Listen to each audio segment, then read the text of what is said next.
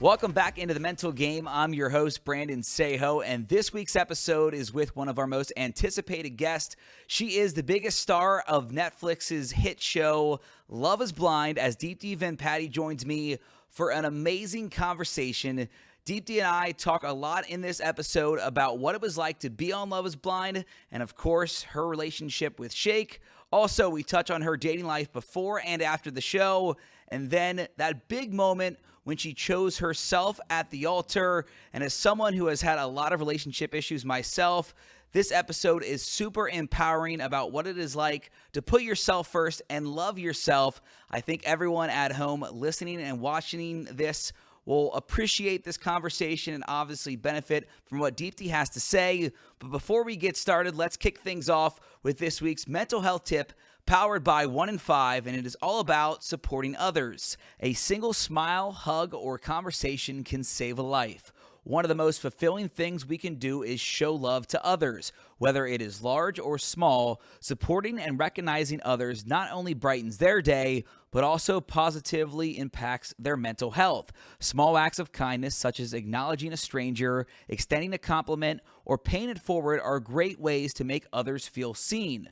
Remember, small things can make a big difference. You'll find that not only do other people feel good by doing this, but you also feel good about yourself. And if you or someone you know needs help finding a therapist or any mental health resources, go ahead and scan the QR code in the bottom right-hand corner of the screen. It'll be up this entire episode, and it'll take you directly to 1 in 5's homepage, where their mission is to prevent suicide by stopping the stigma and starting the conversation.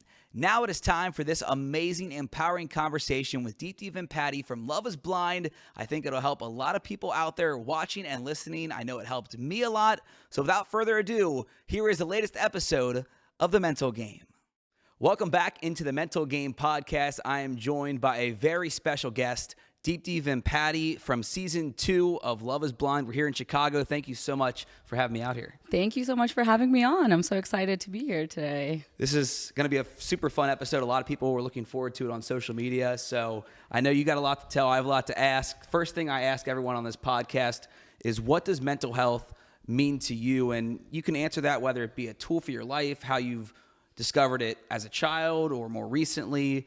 But the question, what does mental health mean to you? I feel like mental health, honestly, is slightly overlooked, especially for me growing up in a South Asian household. We don't really talk about our feelings, intimacy, or, just our issues, really. You know, my mom would be like, just go outside and get some sunlight. Like, you'll be okay, and that really didn't solve any of my problems. And it wasn't really until adulthood that I started to realize that you have to really take care of your mental health. You have to give it attention and love and energy. And if you don't do that, you feel your body's out of balance as well as your mind. And so it's really become a very important thing in my life now. And I'm sure the last 2 years, it's become even more of a focus for you after the show, when you shot it, when you were doing it, and then once it aired. We'll get into Love is Blind in just a sec, but take me back to your childhood and kind of how you grew up. And I know you grew up in India, moved here when you were young, and mental health has obviously been something you've had to deal with throughout your life, starting from when you moved over here, right? Yeah, absolutely. When I first moved here, I was a pretty happy kid, but like at the age of 8, you're kind of deep rooted, like with your friends, your family, the lifestyle. And so moving here, especially across the world, to a completely different culture. And we went to a place where it was predominantly white. And so no one looked like me. I couldn't understand my teachers. And at that age, you kind of don't even understand what's happening. You're just like, okay, I just have to go through this. But it wasn't until, my early teenage years that really started to impact my life. I was like, okay, I don't fit in. I don't like the way I look. And, how do I immerse myself into this community and feel, part of it? And so that was the toughest part for me, I think, growing up. Were you bullied in school, or what was that experience like? Because I know you have your book out, which is I Choose Myself, and it talks a lot about the issues that you had growing up as a child and throughout teenage years, and then obviously what happens in the show.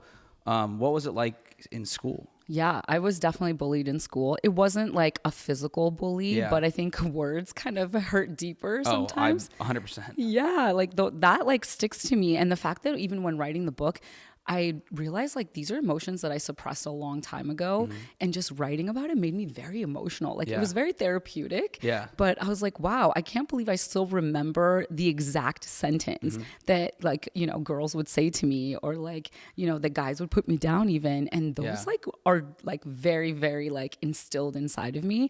And it took me so long to kind of change the narrative in my head, That's been like, I think, the hardest journey to untrain your thoughts and rewire your brain a little bit. What were some of the toughest things that you went through? Because we were talking a little bit off camera that, you've suffered with some mental health stuff as a young woman. What were some of the things that you suffered from that affected you personally? Yeah, I didn't really I was kind of like the ugly duckling that like came into a beautiful butterfly later in life, And so it's a glow up. It's a glow, 100%. I hope I'm still on the upward trend. Same. I'm hoping that it's a trajectory up, but definitely a glow up. Yeah. But I was overweight. I was 220 pounds at my heaviest. And, I would get bullied a lot for that. And just being dark too. I played tennis. I was always outside, and I was just like so dark, and like I didn't look like people around me. So it was just a tough thing, I think, because I would like compare myself to everyone around me. And and also having parents that are from India. I was brought up in a very strict household.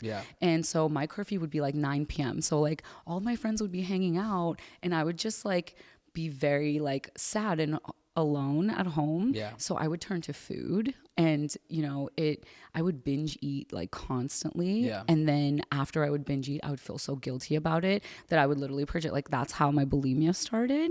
And it wasn't until I think my late teenage years where I was like, this has to stop. Like I can't continue life like this and have this self-hate. The self-hate is something that you've touched on before in other interviews I watched, and I wanted to get into that because that's something that unless you deal with it, you really don't understand. So I'm sure there's people watching that have had that sense of self-hate.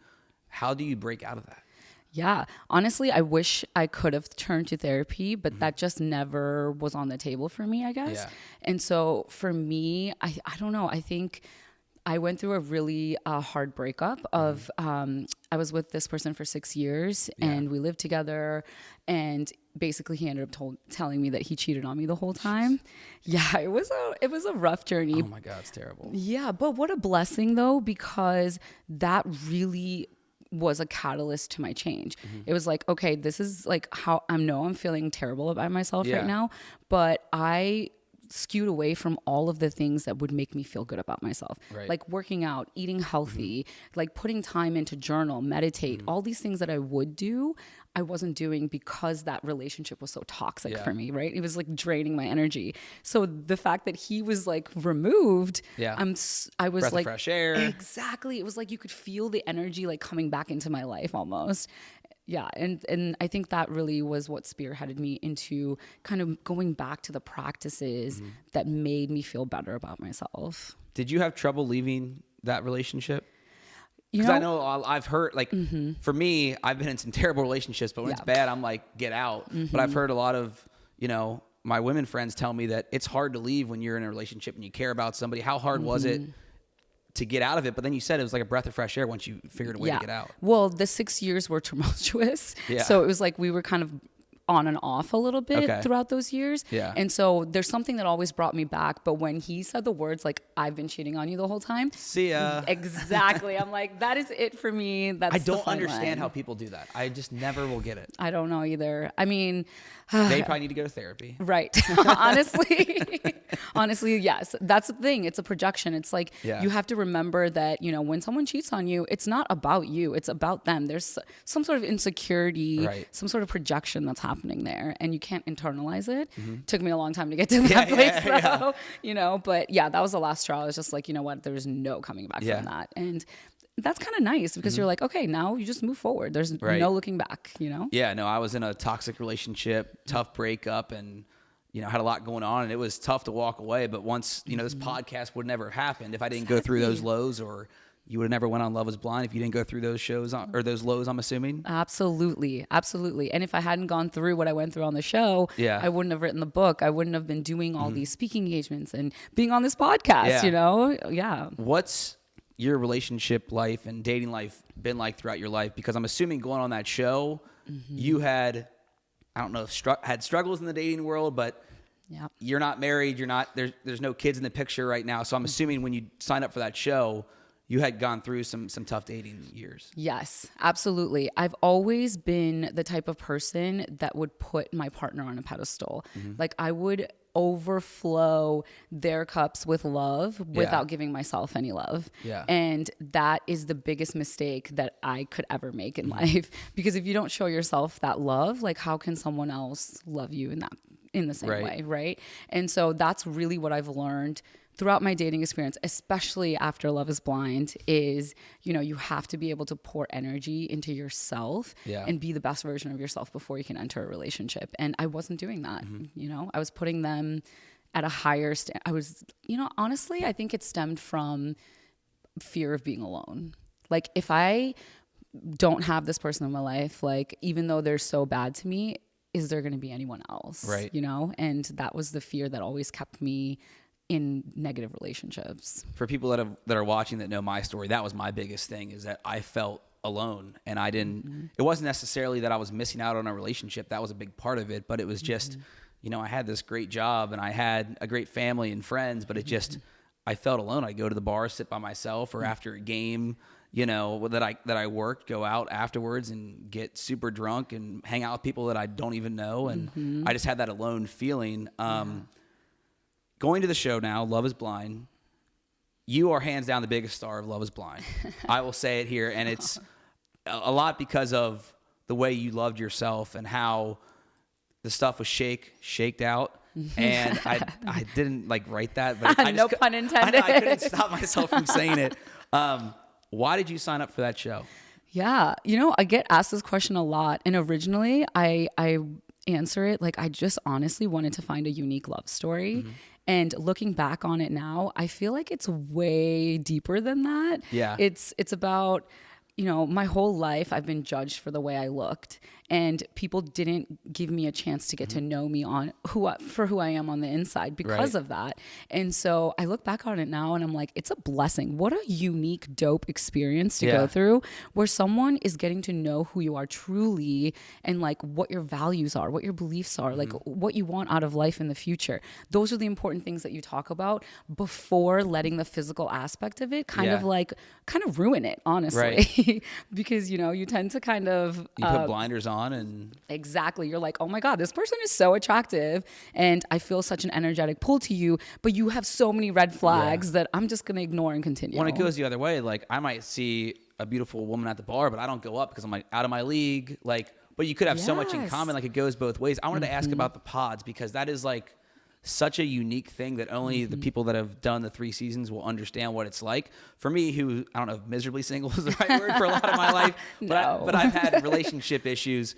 I think that's a cool idea. I would love to do it. When you experienced it, was it weird? Did it take a second to get used to? How long were dates, all that stuff? I'm just curious what it was like. Okay, it was such a unique experience. Honestly, day 1 of dating was very scary. Like I was very nervous. I was like, oh my God, like, how do you act? Well, one, obviously there's cameras there, so it adds to it. Right. But so 15 men, 15 women. First day is basically speed dating, 15 minutes each. Interesting. So you kind of like vet it right away, Yeah. and you rank people.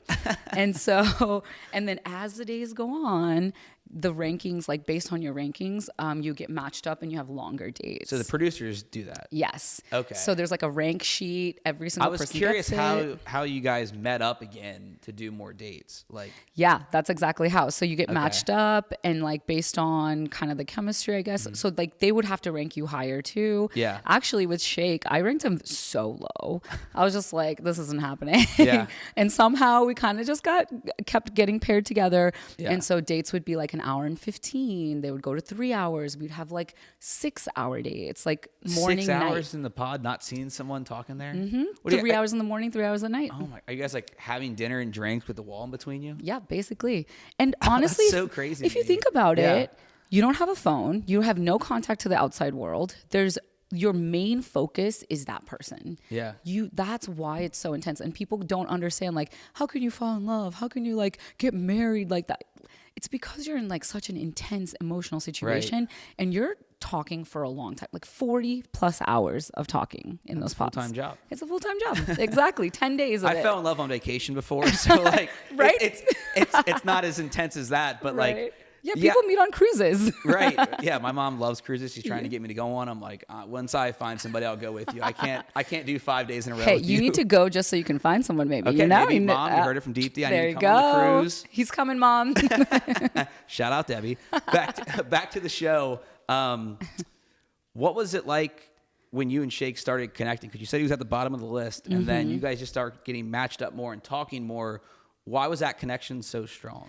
Yeah, it's because we had such a similar childhood and upbringing. He was also born in India, moved here, had a lot of insecurities. Yeah. You know, he was also kind of overweight when he was growing up.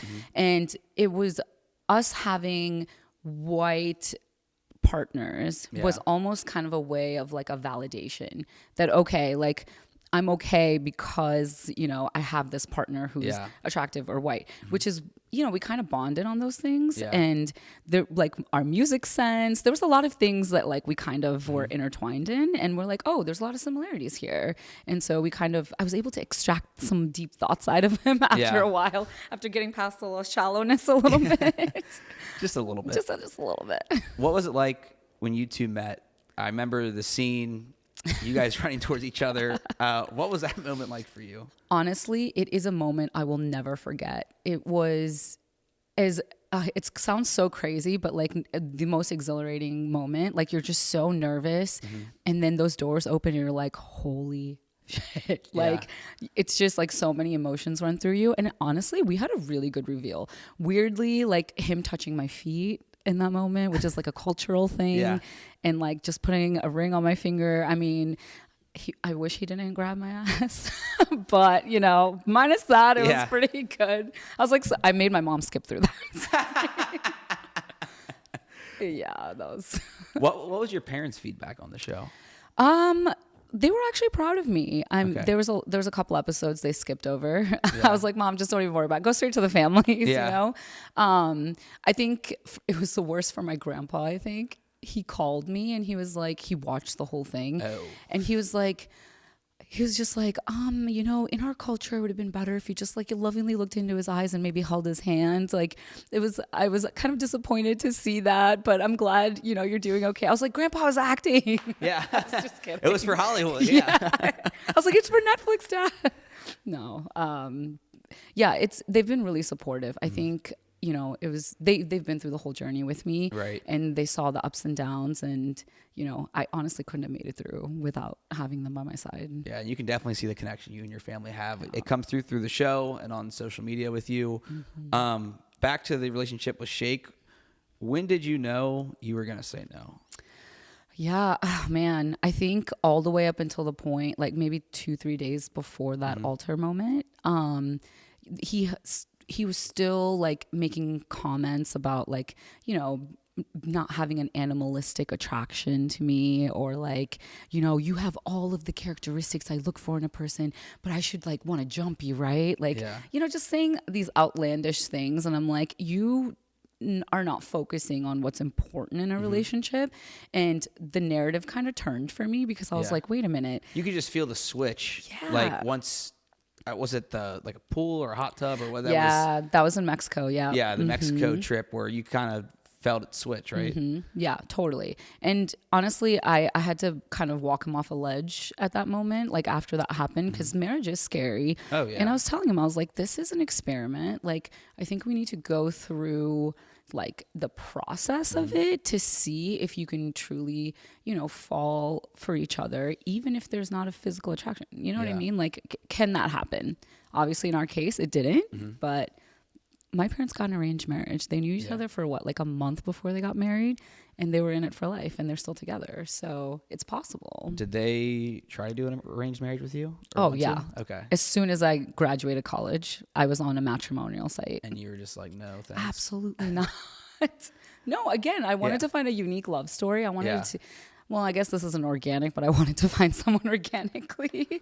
On Netflix in front of a million people. Yeah. Somehow that happened. Take me back to the wedding day, and you have those famous lines, which I think help a lot of people that have struggled with relationships or have dealt with different issues, especially women. When you say, I choose myself, what was that moment like for you walking away from that relationship and possible marriage? Yeah, I honestly didn't realize the impact that would have. Those words kind of just blurted out of me. Yeah. And that's just kind of what I felt in the moment. But weirdly, I thought that me and Shake had actually created like a bond, because like what a unique experience to go through. Yes, it didn't end up in a marriage, but like we have a connection, at least as a friendship. Like he would always say to me, like, you're my best friend, like you're my biggest hype woman, blah, blah, blah, So walking away from that, I was very sad, because I was like, okay, like I wanted to find a husband out of this. But at the same time, you kind of see me smiling too, because I'm like, yes, I choose myself here, but I'm walking away with at least like a connection and a bond. But when I saw it live, obviously things were way different. Yeah, that's what I wanted to ask about on the mental health side of things, because this is an experience that no one watching this, unless they were on Love is Blind, is going to be able to, or has been on a show like The Real World or The Bachelor, where like your life, you had a pretty normal life working in corporate America. You go do this show, and then all of a sudden you have all this fame. You're doing interviews, podcasts, you're on Netflix everywhere. Watching that back, what was that like for you?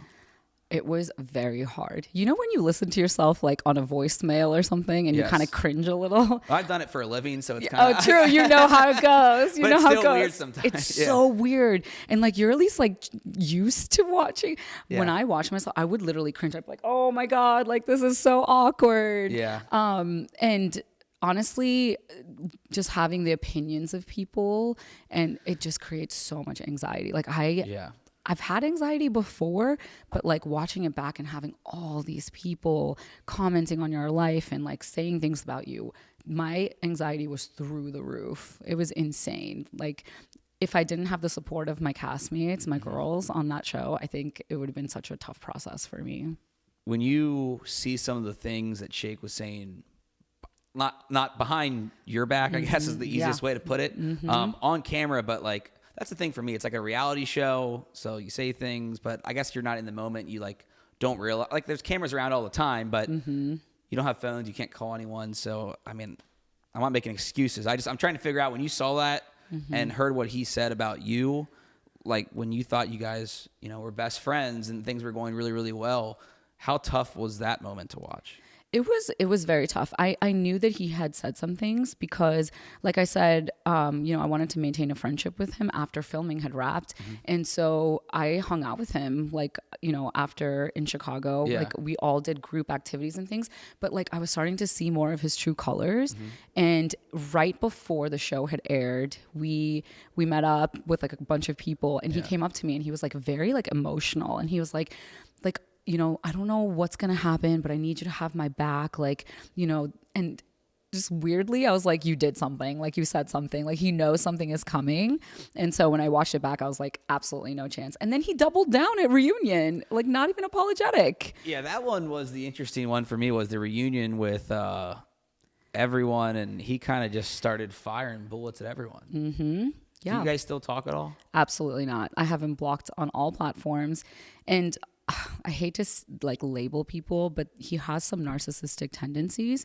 And what I've learned is they like any type of energy that you give them, even if it's negative or positive. So I've completely stayed silent. And that's been the hardest thing for me because he just talks and talks and talks. But I'm like, you know what? I'm just going to stay out of it. Yeah, well, I know it's a touchy subject to ask about. So thank you for opening up about that. Of course. A lot of fans obviously noticed the relationship with Kyle. You guys dated for a little bit and then broke things off. Do you guys still have a good friendship? Yeah, it's just too hard. It's complicated. Yeah, it's too hard to once you maintain cross the line of friends and dating. Exactly. And we both were seeing other people afterwards and like running into events together with other people. It was just it's a tough thing, and you know, I wish him the best, but as of right now, I think we just need to, you know, walk our own paths and, you know, figure out what we want in life. All right, so I'll ask about your dating life now. Yeah. Are you dating? How fun is it? It's got to be weird because people like know you, and so going into that, it's a lot different than what you're used to before the show. 100%. I can't be on a dating app. Honestly, this past So you don't want to be on a dating app. I promise you. I don't. Yeah, it's not fun, huh? No. That's funny. No, actually, it's somebody was in my messages this past weekend sent me a picture of me on Bumble, but it was like someone impersonating as me, and I was like, oh my God, Sammy. Like, okay, Sammy, how fun is it out there? No, but dating has been a little. I am not even looking. I think that's when you'll find it. I'm just like pouring energy and love into myself right now, and just like working on my projects and, you know, experiencing life. You feel like a purpose, and I think that's like, for me, like I said, I came out of a toxic relationship, and it was really, really bad breakup, and like it took me 2-3 months to kind of get back on my feet. But now it's like I'm traveling the country doing this podcast and talking to people about mental health, and I just like, I think about it a little bit, but it's not like at the forefront like it was, I'm sure, for you before you did that show. 100%. Yes. I was like mainly just like, oh, like I just want to have love in my life. Like I want to find my forever partner. And when you're focusing so much energy on it and like putting so much pressure on it, sometimes it's just not going to work out. You know what I mean? And so when you just like let go of control and just like let things flow and let things happen, you just like, I've met some amazing, incredible people along the way so far. And I feel like that's just going to continue. And you know, my person's out there somewhere. So just to backtrack on the dating app, so I'm not going to make my profile picture a picture of us just to get more swipes. Just to clarify. I love that. We better make it good, right? I'm not going to do the clout picture for the dating apps. I hate dating apps. That's funny. What is your biggest focus now? You had the book, I Choose Myself. I think that is a very therapeutic thing to read, and obviously to write.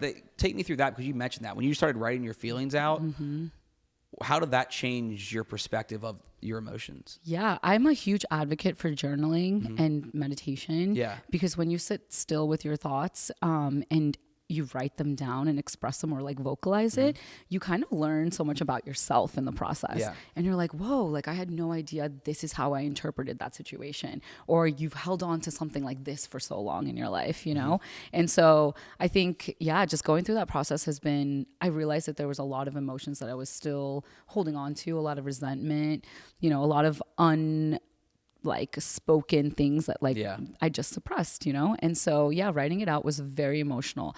And 2 days before the book was about to release, I literally called my family and my friends, and I was like, just in tears. I was like, why am I doing this to myself? Like, I've already put myself out there. Like, look how much judgment I got. Like, and I'm putting my entire life out there now. Like, am I going to be like, why am I doing this to myself?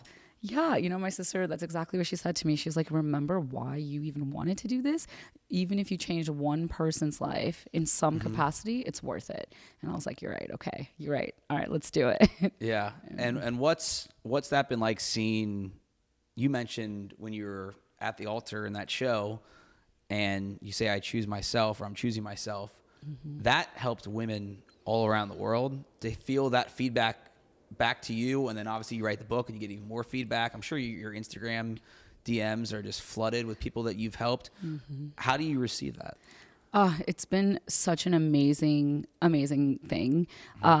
Just like even going to book signings and things, like women have literally just started bawling their eyes out with me. That's incredible. And I'm just like, it's just in such awe over it. And I think that's what's continuing my motivation to keep sharing my journey and keep being vulnerable, because that's what really connects us through this whole thing is like, you know, talking about our experiences. And more often than not, people are going through exactly the same types of things. Sure. And, you know, when we can be able to talk about it, and if you're vulnerable, then people are going to feel safe to be vulnerable back with you and share their journey. And so, yeah, it's been an amazing experience. You mentioned earlier in life not seeing therapy as an option for you. You mentioned writing being therapeutic, and we're talking about opening up more and talking. Have you gone to therapy in your adult life or since the show, and has that helped you if you have? I have not yet, and that is something that I am seeking, actually.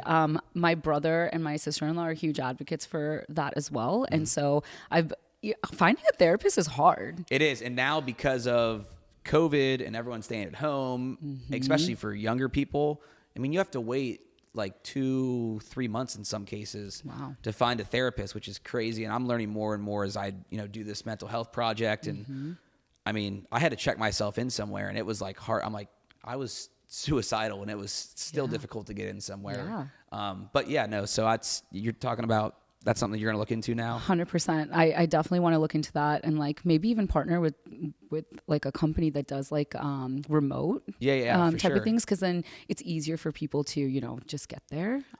But yeah, that's amazing. Like the progress, the amazing things that you've, you know, accomplished and gone through, but like, you know, persevered.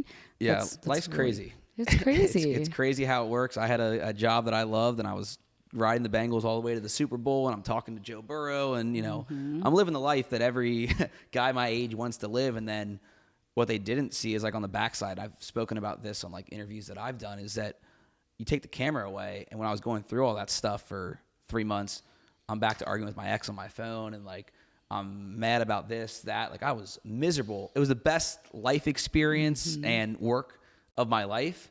But then, like, personally, I was just struggling with shit like crazy. Is there anything you want to touch on that we haven't really got to? I'm trying to think of all the questions I don't really write anything down. I just kind of freestyle it and see what happens. No, honestly, I feel like just talking to you has made me realize, like, sometimes like the hard things that you go through are exactly the catalyst that you need to, you know, invoke change in your life, and to, like, your life is completely different now, and in such a positive, amazing way. And I feel like it's the same for me. Like, we've gone through such a difficult thing, and now like we use that to kind of fuel our passion to like just be good to the world and put good out there. So you mentioned your life being different. This is one thing I just thought of. What is it? Is it weird when you see, like, you go to get coffee and someone comes up to you? Like, it happens to me a little bit, but not at the like level that happens to you, I'm sure. Like, when you did, like, that's something that I had wanted my entire life, or not, I don't know if I wanted to work in a profession of like being on TV, being in front of people, being in the spotlight. So I was kind of expecting that. For someone that's just thrown upon after you do this show, what's that like for you? Yeah, it's a little intense. I'm not going to lie. When Kyle and I first, because everyone's like speculating about our relationship, we would just go get coffee and end up on a TikTok. And like, we'd just be like, oh my God, this is wild. Like, we'd be out eating dinner or something. And like, we'd just pictures of us everywhere tagging us. Just this past weekend too, I was in Colorado, and like, you know, just a bunch of people coming up to me, but I was with my friends, and they hadn't known like exactly the type of reciprocation, and they were like, oh my God, is this your life? And they were like trying to protect me. I was like, don't worry, they're harmless. Yeah, like, they just want a selfie sweet. Or to say, hey, you changed my life. Exactly. But yeah, no, it's been really sweet. Just at the club the other day, one of the club. Yeah, you. This is you're a big nightlife person. Yeah, actually, I went to go see Blake Horseman. Do you know him from Bachelor? We went to his show, and someone came up to me, and his brother or her brother was like, "She's in tears right now. Can you just get a picture? Like, I don't know who you are, but the fact that you've made an impact like this is so incredible." Because she's at a club crying right now. And I was like, so the tequila and the vodka might have something to do with that too. True, I didn't think about that. But I'm not trying to tear you down. No, that you do get emotional. You do. That is so true. But yeah, it's been wild. It's I'm navigating it. Navigating life now. You're living in Chicago, traveling a lot. What's your day-to-day like? So I actually quit my corporate job 3.5 months ago. Okay. Just because I was kind of like putting half of my energy into this and that, and like, social media is a hard game. Yes, yes, it is. Yeah. It's And so, wild. yeah, like how do you stay authentic, but like not be too oversharing, like still Right. stay a little bit private, that's been the hardest thing. But I have a podcast coming out in a couple months. Let's go. Yeah. Maybe I'll be on Yes, that one. I would that'd be amazing. You should Please. definitely come on. Do you have a name yet? I'm just gonna call it Life with Deeps. Oh, okay. That way it's like that works. It's yeah, keep consistent. it on brand. You There know? you go. See, that's smart. Yeah. You got the social media influencer There thing you down now go. too. But yeah, I got the podcast and I'm doing a bunch of like speaking engagements because I just love connecting with people in that way. Like TEDx was incredible, Yeah. like life changing. So I just want to continue doing that. Awesome. Yeah. Awesome. Last thing I'll ask you, and it's how we end every podcast episode. If there's someone out there that I'm trying to think of how to phrase it, because usually I do it with like athletes and musicians. So I'm like, if they want to be an athlete, they want to be a musician. If they want to be an author, or they Yeah. want to be a public speaker about a cause they care about, Yeah. what advice would you give to them? I would just say, take it one step at a time. Like when you think about a goal that is like a really big dream or a goal, Yeah. sometimes it gets like overwhelming. You're like, how do I get there? You just have to like, step it out. Like the first step you take, you write it out. This is what I got to do first. And then as you build onto it, that dream just gets closer and closer to you. And use your resources. The people around you are always willing to help you, Right. See you succeed. So Awesome. Yeah. Deepti, thank you so Thank much. you. I We'll see appreciate everyone it. back here next week on The Mental Game. And I can't thank Deepti enough for inviting me out to Chicago to shoot this podcast episode. She is an amazing person. She is as genuine as they come. Whatever you saw on Netflix on Love is Blind, she is that person times 10. She is just incredible. Deeps and I feel like have become friends now. We've texted back and forth and talked as we've led up to this podcast coming out. She is a great person, and hopefully I'll be working with her in the future to help more people get better and get help with their mental health. Next week here on The Mental Game, we have a big episode with Xavier head men's basketball coach Sean Miller, and this is leading up to the Crosstown Shootout. With those of you who are watching or listening from Cincinnati, you know that is a big game. It is a big rivalry between Xavier and Cincinnati. So the head coach of the Musketeers over at X, Sean Miller, will join me next week right back here on The Mental Game as we talk about his coaching career, what happened out at Arizona, what it is like to return to Xavier, and how much he's appreciative for the second opportunity back in Cincinnati and at XU. All that and much more coming up next week right back here on The Mental Game.